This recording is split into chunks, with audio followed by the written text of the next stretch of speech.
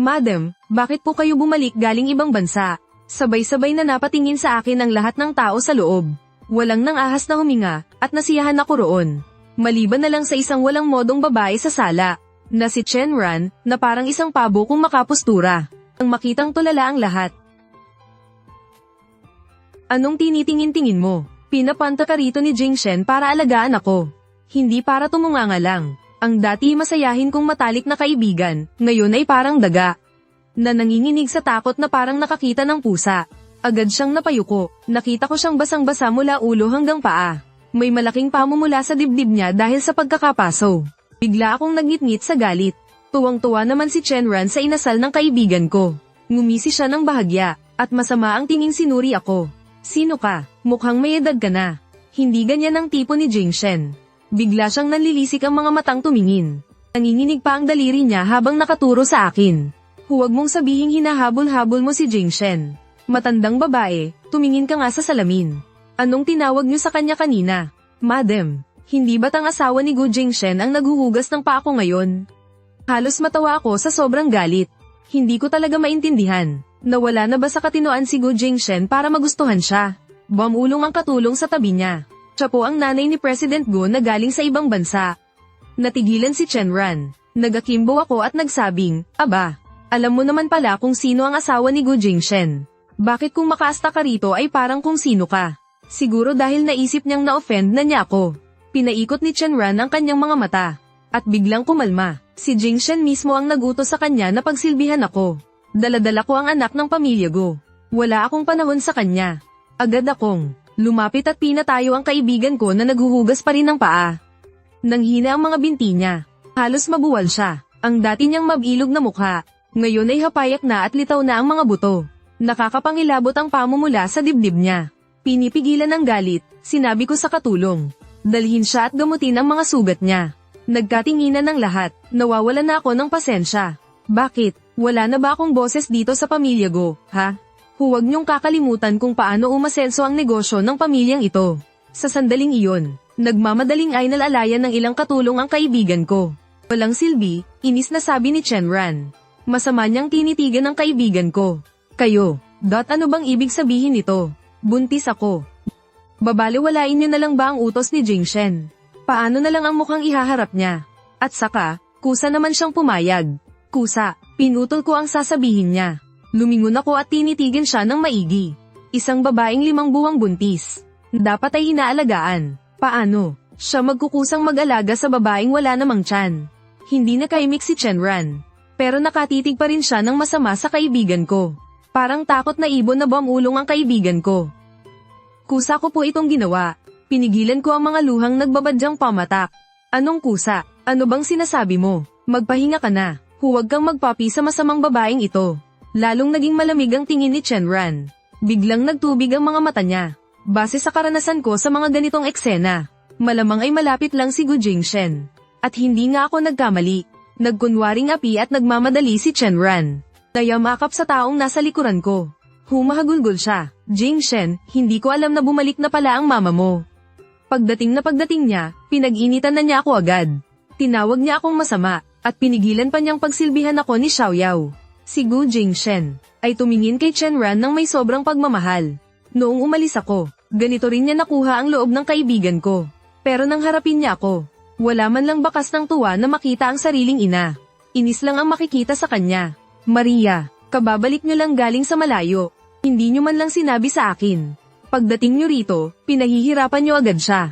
Bata pa siya, bakit niyo pa ba ginagawa to? Tinitingnan ko itong walang kwentang anak ko. Huwag mong kakalimutan kung sino talaga ang pinakasalan mo. Noon, kung paano ka lumuhad sa harap ko. Para lang makiusap na pakasalan si Muyaw. Ngayong buntis siya sa anak mo. Nagagawa mo pang iuwi ng harap-harapan ang kabit mo.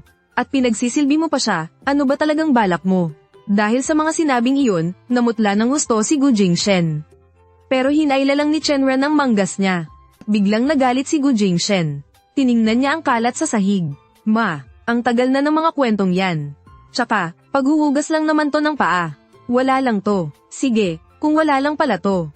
Hayaan mong si Chenran ang maghugas ng paa ni Muyaw. Buntis si Muyaw, paano siya makakapaghugas ng paa ng iba? Kalmado ang boses ko. Buntis din si Muyaw. At mas malaki pa ang tiyan niya kaysa sa kanya. Bakit si Muyaw pwedeng maghugas? Para saan pa ang maraming katulong sa pamilya Go para tumunganga lang? Nagbago ang ekspresyon ng mukha ni Gu Jingshen. Tumingin si Chen Ran kay Gu Jingshen na parang iiyak na. Kaya malamig kong sinabi, aakyat muna ako para tignan si Muyaw. Bahala na kayo sa sarili nyo. Kapag may nangyaring masama kay Muyaw, hindi ko kayo mapapatawad. Tumawag ako ng doktor at kumuha ng gamot. Nakahinga lang ako ng maluwag nang makita kong mahimbing nang natutulog ang kaibigan ko. Tiningnan ko ang paligid ng kwarto niya at napabuntong hininga. Pero nakaramdam ako ng lungkot. Ang tinatawag na Mrs. Go ay nakatira lang pala sa bodega ng pamilya Go.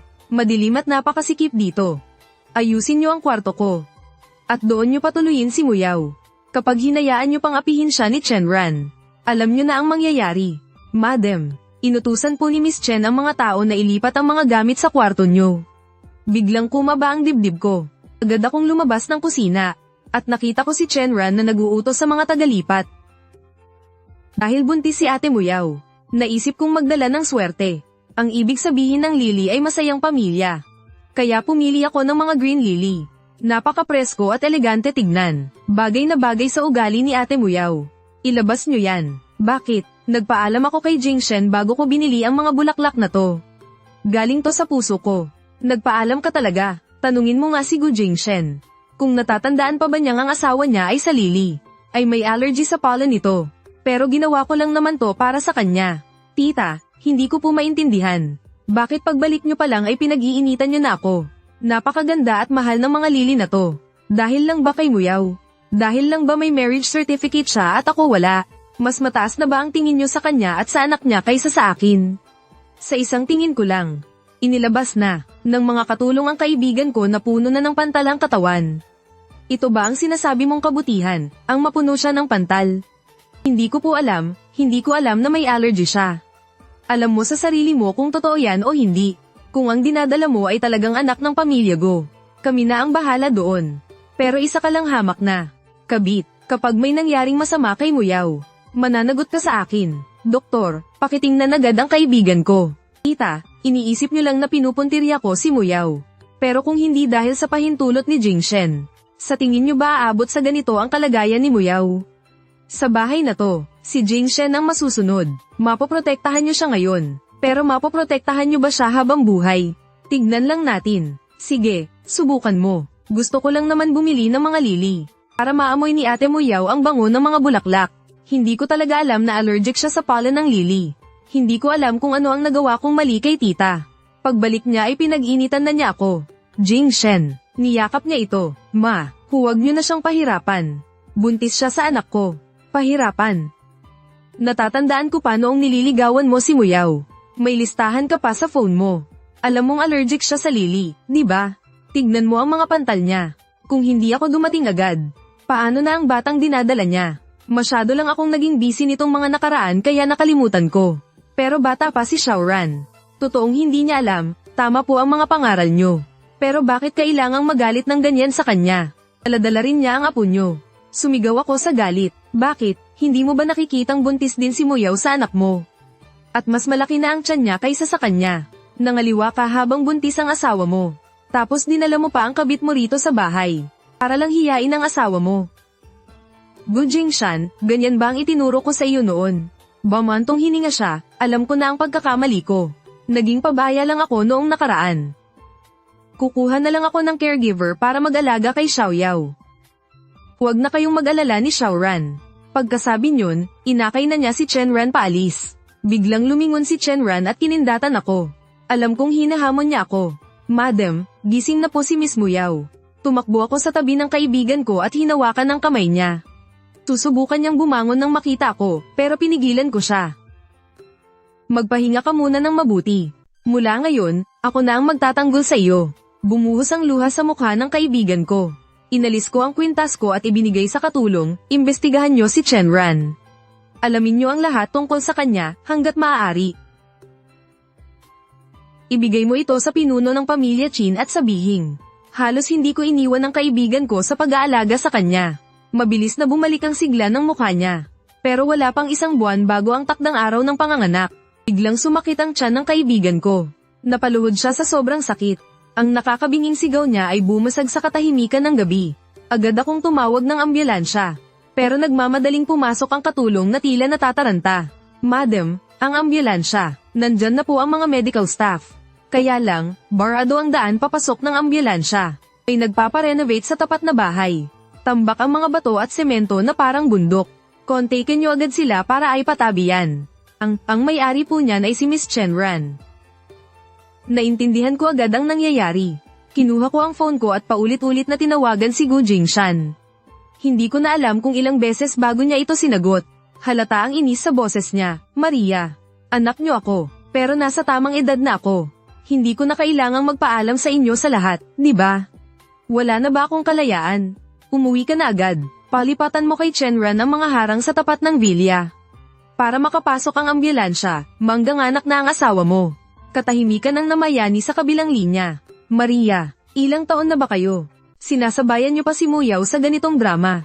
Akala niyo ba hindi ko alam na sa susunod na buwan pa siya mangganganak? Talaga bang kailangang manggulo sa anibersaryo namin ni Xiaoran? Huminto siya sandali. Huwag niyo pong kakalimutan na nasa kamay ko na ang kumpanya ngayon. Kung gagamitin niyo ang edad niyo para apihin si Xiaoran, huwag niyo akong sisihin kung maging suwail akong anak. Napatigil ako sa kinatatayuan ko. Narinig ko ang mahinang hikbi sa kabilang linya. Jingshan, huwag namang ganyan. Nanay mo pa rin siya. Huwag kang makipag-away sa kanya nang dahil sa akin. Kaya ko namang magtiis para sa iyo. Napatawa ako ng mahina. Gu Jingshan, lumalaki na yata ang ulo mo. Gusto mo bang tingnan? Tingnan mong mabuti ang mga kondisyon bago ka naging CEO ng kumpanya. Natahimik si Gu Jingshan, pero narinig ko sa kabilang linya ang biglang pagbilis ng paghinga niya. Bilisan mo, ipaalis mo na sa mga trabahador mo ang mga batong yan. Kung hindi. Napangisi ako ng malamig, itinapat ko ang phone sa ingay ng excavator. Masyado kang malambot.